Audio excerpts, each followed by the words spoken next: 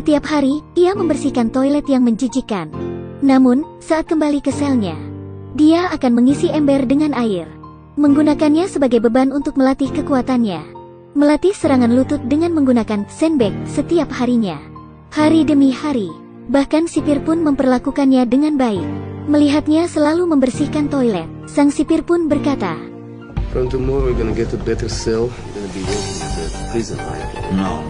Hal yang tidak terduga adalah, tokoh utama tidak hanya menolak tawaran tersebut, tapi juga meminta hal yang gila. Dia meminta agar bisa mengikuti pertandingan di penjara. Ternyata, tokoh utama adalah petarung terkuat di penjara. Tapi dalam sebuah pertarungan di masa lalu, dia tak sengaja kalah, yang mengakibatkan lututnya cedera parah, membuatnya kehilangan jiwa petarungnya dan menjadi raja toilet. Tapi kini, dia tak ingin lagi terus terpuruk. Dia ingin kembali ke arena pertarungan. Sang sipir pun memenuhi permintaannya. Tokoh utama mulai memperhatikan lawan-lawannya. Pertarungan melawan kandidat terkuat di penjara, Zhukov. Zhukov bertarung dengan sangat bengis. Meski lawannya telah menyerah, dia akan tetap mematahkan kaki lawannya, membuat lawannya pincang, terengah-engah. Sang pemeran utama semakin meningkatkan latihannya. Luka lamanya membuatnya kesakitan, namun ia terus berlatih. Melatih serangan mematikannya setiap hari. Sampai hari ini, hari pertandingan pun tiba. Dia memangkas rambutnya yang berantakan. Katakan sampai jumpa ada dirimu yang terpuruk. Memasuki arena pertarungan, dia lebih dulu membanting Zhukov. Dia menatapnya kembali. Melihat tantangan tersebut, Zhukov memutuskan untuk menerima tantangan tersebut. Pertandingan baru saja dimulai. Sang pahlawan menepis ke kiri dan ke kanan, mulai terbiasa dengan ritme pertarungan. Ia menunggu peluang yang tepat. Dia meninju tenggorokan Zhukov. Rasa sakit itu membuatnya tak berdaya. Dia memberikan serangan atas yang luar biasa. Zhukov memuntahkan darah, menyerang dan menendang. Dia menendang Zhukov hingga keluar arena. Petarung terkuat di penjara ditaklukkan oleh tokoh utama. Setelah memenangkan pertandingan, tokoh utama dipindahkan ke penjara lain bersama dengan 7 tahanan dari negara yang berbeda. Mereka semua adalah petarung. Orang tersebut merupakan host di pertarungan kelas dunia. Sipir dari negara berbeda. Kau bisa bertaruh untuk petarung terbaik pilihanmu. Jika kau menang, kau bisa mendapatkan banyak uang. Para tahanan hanya perlu memenangkan pertarungan. Kau bisa keluar dari penjara dan bebas. Tokoh utama menyadari pertarungan ini adalah permainan ilegal. Para tahanan hanya diberikan 1 jam untuk berlatih. Selebihnya mereka dikirim ke pertambangan. Di sana mereka dipaksa bekerja sebagai buruh. Bagaimana mungkin aku masih punya tenaga untuk bertarung? Salah seorang tahanan dari Kolombia menjadi mandor di sana. Di saat yang lain bekerja, dia bisa bersantai dan membaca buku. Tokoh utama hanya bisa terus berlatih dengan sandbagnya. Ada yang ingin bertemu denganmu. Ternyata, sang mandor bertaruh besar padanya. Dia ingin jagoannya memenangkan pertarungan. Ronde pertama segera dimulai. Tokoh utama menghadapi lawan yang kuat. Ia adalah seorang negro dari Amerika. Di awal permainan, ia dipukul oleh lawannya. Meski terhuyung-huyung, namun, ia dapat menguasai ritme pertarungan. Dia memancing lawannya untuk menyerang, mencoba bertahan, melancarkan serangan sikuan. Dia menggunakan siku dalam tiap tinjunya. Dia menyerang wajah musuhnya dengan sikuan. Terpancing amarah, ia melompat dan memukul lawannya. Saling menyerang dengan serangan atas yang dahsyat. Dengan meninju gasil lawannya, ia akhirnya memenangkan pertarungan. Sikap lawannya yang tenang tak terbaca, membuatnya tidak mudah untuk mengalahkan lawannya. Sekarang giliran tokoh utama kita. Dia melancarkan serangan kaki, mengalahkan lawannya. Kemudian ia melakukan tendangan bertubi. Ia melompat dan memukul kepala lawannya, mengeluarkan serangkaian trik, membuat lawannya terpojok. Tokoh utama mengalahkan lawannya, menuruni ring dengan pincang. Pertarungan pertama pun berakhir. Kemudian tiba saatnya giliran si orang Kolombia. Dia adalah lawan yang paling menakutkan dalam pertarungan. Ia dijuluki Grim Reaper. Seberapa kuatkah ia? Dia menyerang lawannya dengan ganas, namun terlihat seolah sedang bermain-main. Dia berbalik menghadap penonton, sama sekali tidak melihat lawannya.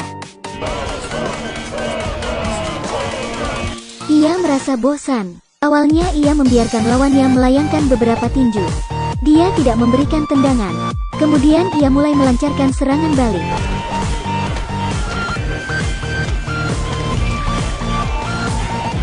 Dia menarik rambut lawannya, terus meninju, memberikan tendangan bertubi, dan yang terakhir, melakukan tendangan berputar. Sekali Dewa Kematian tetaplah Dewa Kematian. Pertarungan pun berakhir. Tahanan yang kalah akan dibawa keluar penjara. Mereka dibawa keluar seolah dibebaskan.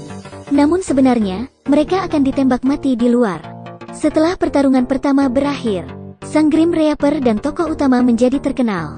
Sementara itu, dari pertambangan, si Negro yang juga petarung datang menghampiri.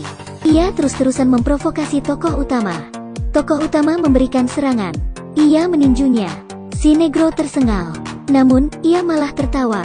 Ia menyerang balik si tokoh utama. Keduanya kemudian diikat dengan rantai. Dengan berbagai upaya, akhirnya mereka berhasil dipisahkan oleh para penjaga. Sebagai hukumannya, mereka dikurung di dalam ruangan hitam yang kecil. Beberapa hari setelah itu, sang pahlawan mendapat kesempatan untuk bertemu dengan sipir. Dia menceritakan dirinya yang dipekerjakan secara paksa, dan perlakuan tak adil yang didapatinya.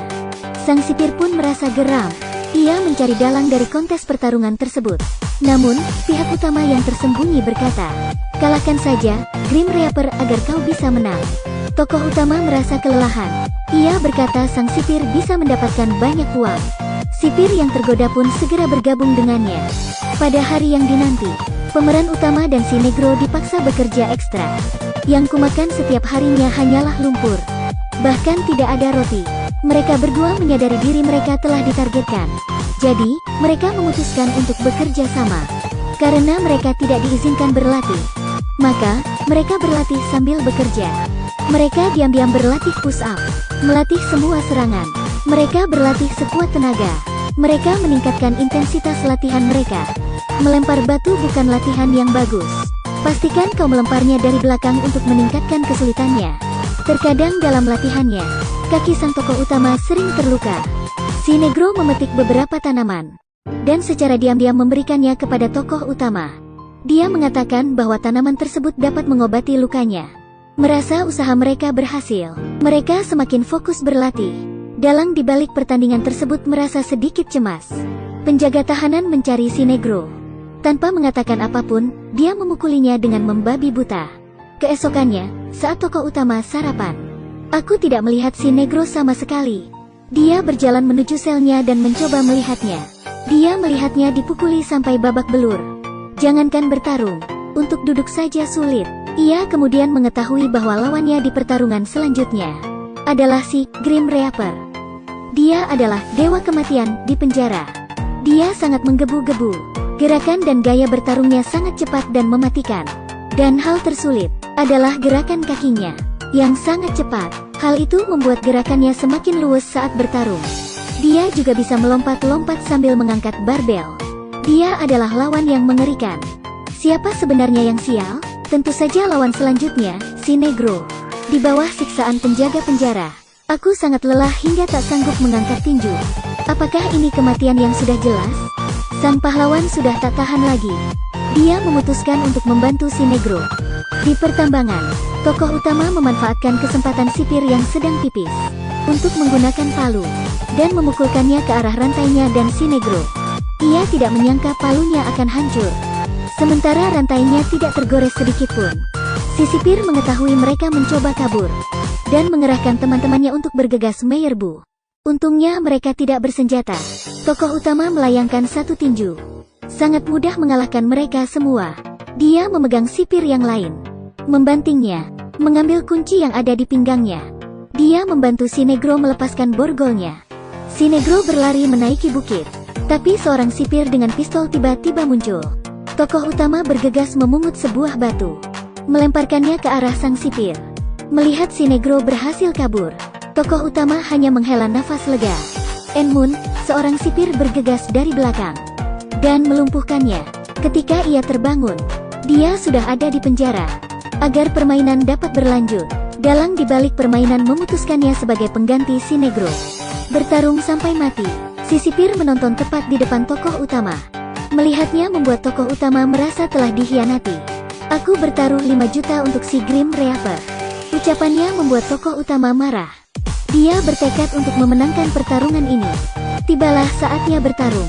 Si Grim Reaper memanfaatkan kaki dan tangannya yang panjang. Tokoh utama tak mampu melawan balik. Dia bertumpu pada sudut ring, melayangkan sebuah flying kick, menyapu telak wajah tokoh utama.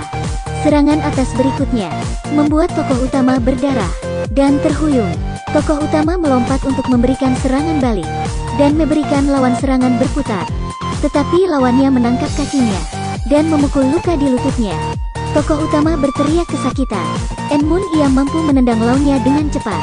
Dia berusaha kembali berdiri. Namun, Dewa Kematian terus melayangkan serangan demi serangan. Ia terus-menerus dipojokkan dan akhirnya ditendang keluar ring. Di saat semua orang mengira Grim Reaper sudah menang, tokoh utama berbalik dengan keras. Dia melihat alat pel di depannya. Dia mengingat masa terpuruknya di toilet. Teringat semua orang mengejeknya dengan julukan Raja Toilet. Memikirkannya membuat tokoh utama meraih alat pel. Dia mencabut pelnya, mengikatkannya ke lutut. Dia kembali menuju ring dengan tatapan membunuh. Dia langsung membanting lawannya. Dia langsung melayangkan tinju. Kau mematahkan lututku, maka aku akan memberikanmu sebuah pukulan. Dia memegang tangan lawannya, meninjunya hingga berdarah. Dia terus-menerus melayangkan tinju. Tokoh utama mulai meradang, luka di sekujur tubuh, dan rasa sakit di lutut. Semua berubah menajdi kekuatan dari amarahnya. Ia memukul Dewa Kematian dengan satu tinju. Namun, Grim Reaper memukul lututnya yang terluka. Tapi tokoh utama balas menendang dan mematahkan tulangnya. Tokoh utama berhasil mengalahkan Grim Reaper.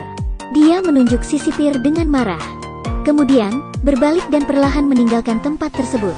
Setelah meninggalkan arena pertarungan, penjara memenuhi janjinya untuk membebaskan tokoh utama. Namun nyatanya, tidak ada yang bisa meninggalkan pertarungan hidup-hidup. Dia melihat kepala penjaganya mengambil pistol. Tokoh utama segera menyadarinya. Tiba-tiba seseorang menembaknya hingga tewas. Beberapa penjaga tergeletak. Ternyata si Negro lah yang menembak. Si Negro bergegas membawa tokoh utama menuju mobil yang sudah menunggu mereka. Ternyata di dalam mobil itu ada sang sipir. Ternyata sang sipir bertaruh kepada si tokoh utama.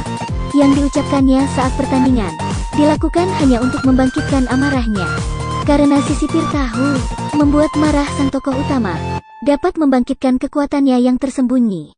Akhirnya, saat keluar dari mobil, tokoh utama memberitahukan nama aslinya pada si Negro. Ia mengucapkan salam perpisahan terakhirnya. Tokoh utama berjalan di jalanan yang sepi. Dengan terpincang-pincang, ia tersenyum dan terus berlari dengan kencang.